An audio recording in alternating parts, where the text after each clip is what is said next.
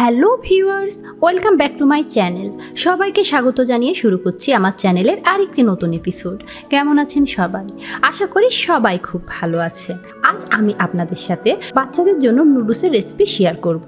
আর এমন একটি recipe share করব যে সকল বাচ্চারা সবজি খেতে চায় না, তারাও কিন্তু এই নুডলসের মধ্যে সবজিটা মজা করে খেয়ে নেবে। একেবারে নুডলসগুলো চেটে পুটে খাবে, একটু অন্যভাবে। আমি যেভাবে বাসায় বাচ্চাদের জন্য নুডলস তৈরি করি, আজকে আপনাদের ঝটপট সেই নুডলস রেসিপিটা শেয়ার করব। আশা করি আপনাদের খুব ভালো লাগবে আর আপনাদের বাচ্চারাও মজা করে খাবে। তো কথা না বাড়িয়ে চলুন শুরু করা যাক মূল রেসিপিতে। যারা এখনও আমার চ্যানেলটি সাবস্ক্রাইব করেননি, প্লিজ চ্যানেলটি সাবস্ক্রাইব করুন এবং পাশের নোটিফিকেশন বেল আইকনটি ক্লিক করে রাখুন আমার নতুন নতুন ভিডিওর আপডেট পাওয়ার জন্য। নুডলস রান্নার জন্য এখানে আমি চুলায় একটি প্যান বসিয়ে নিয়েছি। প্রথমে আমি নুডলসটা সেদ্ধ করে নেব। এর জন্য চুলায় প্যানে আমি দিয়ে দেব পানি। এখানে আমি 1.5 কাপ পানি অ্যাড করে দিলাম আর এখন অপেক্ষা করব পানিগুলো গরম হওয়া পর্যন্ত। পানিতে বলক চলে এসেছে, এই পর্যায়ে অ্যাড করে দেবো আমি 1/2 চা চামচ সয়াবিন তেল। এই তেল দেওয়ার ফলে কিন্তু নুডলসগুলো একটি আরেকটির সঙ্গে আটকে যাবে না।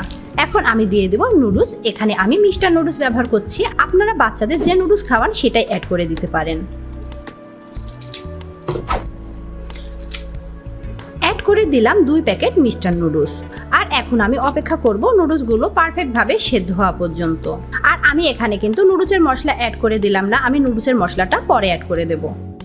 আমি চুলার মিডিয়াম হিটে নুডলসগুলো সিদ্ধ করে নিয়েছি, পানি শুকিয়ে নিয়েছি। দেখতে পাচ্ছেন নুডলসগুলো কতটা ঝরঝরা।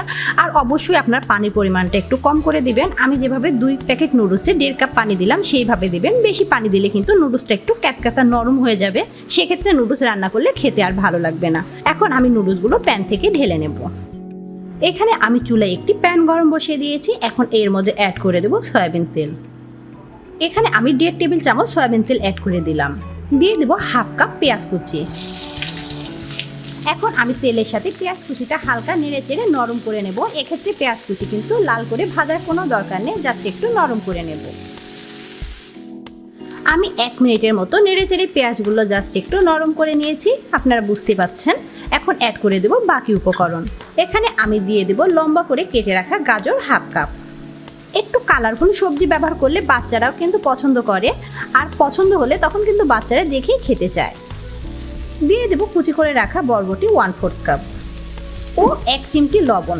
লবণটা আপনারা অবশ্যই কম করে 1 চিমটির মতো অ্যাড করে দেবেন, কারণ পরবর্তীতে সস ব্যবহার করা হবে। এছাড়া নুডলসের মশলা কিন্তু লবণ থাকে, সেই জন্য ফার্স্টে লবণটা আপনারা বুঝে শুধু অল্প করে দেবেন।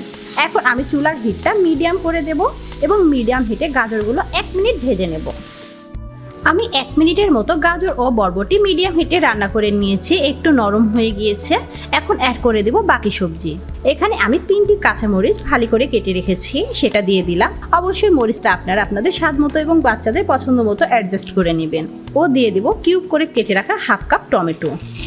এই পর্যায়ে চুলার হিটটা কিন্তু হাই করে দিতে হবে। হাই হিট করে এখন আমি সমস্ত উপকরণ ভেজে নেব 4 থেকে 5 মিনিটের মতো। আমি সবজিগুলো আরও 4 মিনিট ভেজে নিয়েছি। এর ফলে দেখুন টমেটোগুলো গলে গিয়েছে এবং টমেটোর এক্সট্রা যে পানি ছিল সেটাও শুকিয়ে গিয়েছে।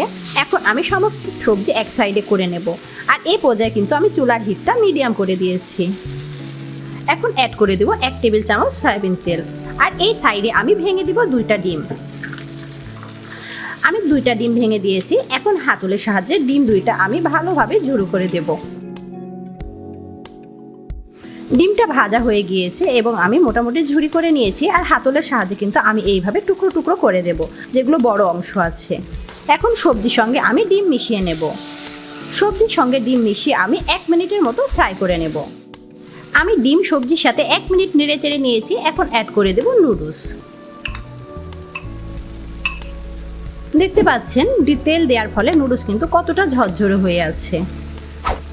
অ্যাড করে দেব 2 প্যাকেট নুডলসের মশলা।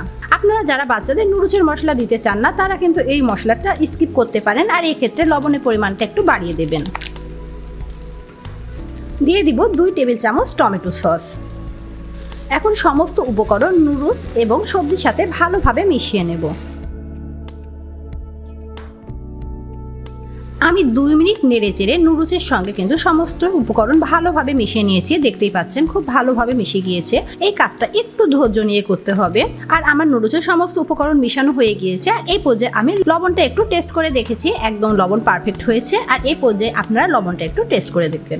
আমার নুডলস রান্না কমপ্লিট। এখন আমি চুলা থেকে নামিয়ে নেব। নুডলসগুলো আমি একটি সার্ভিং বলে উঠিয়ে নিয়েছি। আমি একটু পরিমাণে বেশি করে রান্না করেছি। আপনারা কিন্তু বাচ্চাদের জন্য 1 প্যাকেটও রান্না করতে পারেন আর সমস্ত উপকরণ কিন্তু হাফ করে দিতে পারেন। আশা করি এই নুডলস আপনাদের বাসায় শুধু ছোটরা না, ছোট বড় সবাই মজা করে খাবে। আর ঝটপট এইভাবে নুডলস রান্না করে কিন্তু বাচ্চাদের স্কুলের টিফিনেও দিতে পারেন অথবা বিকেলের নাস্তাতেও দিতে পারেন। আশা করি আপনাদের বাচ্চারা আঙুল চেটে পুটে খাবে। আর এইভাবে কিন্তু বাহানা করা বাচ্চাগুলো ডিম ও সবজিও খেয়ে ফেলবে। আশা করি আজকের ভিডিওটি আপনাদের ভালো লাগবে। আর ভিডিওটি আপনাদের ভালো লেগে থাকলে প্লিজ ভিডিওটি আপনাদের ফ্রেন্ডস এন্ড ফ্যামিলির মধ্যে শেয়ার করবেন। ভিডিওতে লাইক কমেন্ট করে আমার পাশে থাকবেন। ধন্যবাদ।